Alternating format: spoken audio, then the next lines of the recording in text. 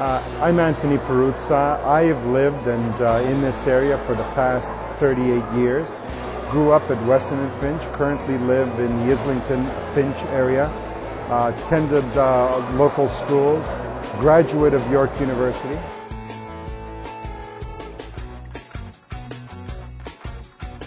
Well, you know, the last election was a very hurried election for us. I started off late, actual electioneering, and the campaign grew, but regrettably we ran out of time in the last go-around. But we were growing, and I believe that another week or two, we would have had the change then. But I have to tell you, waiting 3 years is not bad, because you're able to further connect to the community, better understand the issues, better articulate your vision, better articulate the kinds of things that you want to achieve, that you want to do. In this time, we're far more prepared than we've ever been. We've been out there, we've been talking to thousands and thousands of people, and they're coming on board. They're coming on board in droves, and come November 14th, there'll be a lot of work for us to do, because we have no doubt whatsoever that we are winning in this election.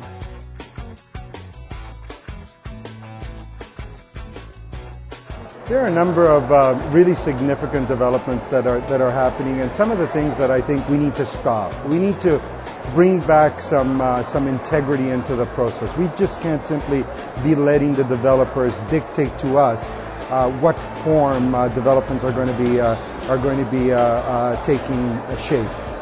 For example, in the Tribute development just down the street, when that first phase was approved, the Works Department staff were recommending to Council that Council apply a $1.35 million, $1,350,000 life cycle maintenance cost fee to the development. And that fee was reduced by the local councillor by about $1.1 million by way of a motion of the local councillor. That kind of stuff has to stop, because $1.1 million, we can do a lot of things with that, and that set the standard for the next phase. And of course, the city basically lost a whole bunch of other monies in that as well. So that's got to stop. We need to bring some integrity back into the process, where developers just simply aren't allowed to do what it is that they want to do, but that community concerns, community needs are met as part of new development.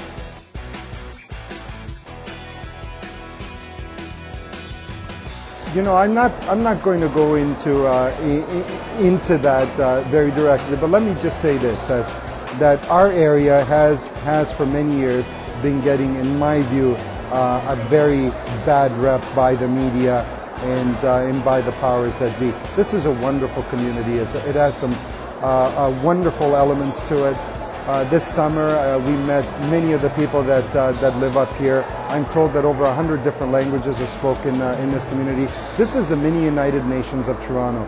It has some real wonderful gems. It's got York University, Seneca College, Black Creek Pioneer Village.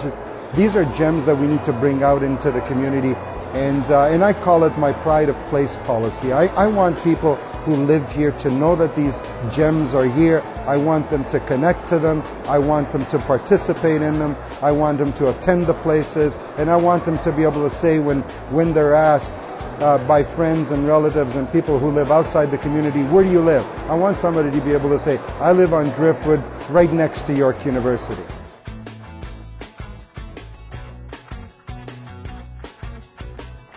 There's a big clamor from people because they believe that cameras or any type of picture taking is the end all to the be all. But what I believe it does is it creates some false impressions as well, because all of a sudden it creates a false sense of security. It creates a false sense of security with people. It in my view, in many cases, it creates an infringement in terms of privacy for people. But I'm hoping that what it does, what it doesn't do, is that basically says to the authorities and to the police, you no longer now have to come into the community because Big Brother is watching in a corner. Because I tell you, a camera is not going to stop anything, and it's not going to make anybody any safer, other than perhaps after the fact. What we need to do is we need upfront prevention. We need a trade school. We need to provide our young people with a sense of hope. We need to give them discipline. We need to support the many community workers that are out there doing wonderful work in community that virtually get no support from municipal, provincial, or federal governments. We need that network of good people being supported so that they can continue to go out and do the work, so that we deal with the root causes of violence, many of them. And we need to deal with the issue of poverty. There's no question. Poverty, housing. I mean, the work to be done is so massive, and we're so eager to get to it. I just can't wait for the election to come and wait for the 13th so that we can get on with it on the 14th.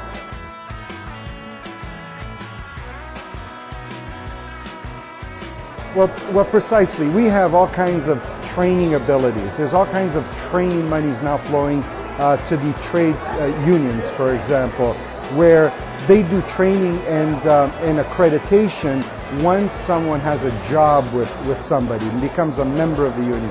What we need to do is we need to bring some of them out into the community with their skilled tradesmen and say, look, we're also going to give an opportunity to young people, to youth who don't have a job. We want to connect them to a job. We want to give them the experiences so that they can connect to meaningful employment, good paying, skilled jobs.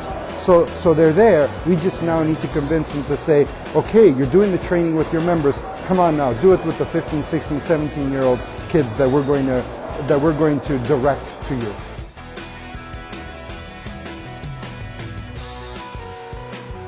Precisely. You know, for many years, this goes on and on and on. We have many of our big landlords are very, very bad. And the living conditions for people are just simply abysmal. Infestations, drywall broken down, carpeting that just, well, look at the expression on my face. I can't find the words to describe it. Kitchen cabinets and plumbing that is falling apart. And you know what?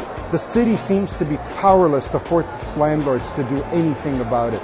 At election time, you know, the politicians come along with a cadre of bylaw enforcement officers in tow, and you get a bunch of paper being shuffled back and forth, and nothing really happens to the housing. Landlord licensing is a meaningful tool for the new city council to force landlords to maintain a decent level of maintenance standard in all of our housing.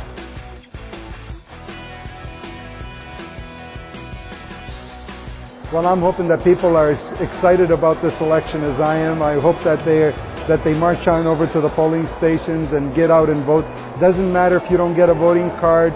As long as you're a citizen, you're over 18 years of age and you live in this community, you get yourself to a polling station, bring some identification with you, and they're going to allow you to vote. They can't deny you your vote because the system, you know, sometimes works against you. A lot of people aren't going to get a voting card because they're not on the voters list, and people automatically think that somehow they can't vote. Well, you know what? If you're a citizen over 18, you can vote. Bring the ID with you. Get yourself to your local polling station and cast your ballot, and let's get started with the good work that we got to do.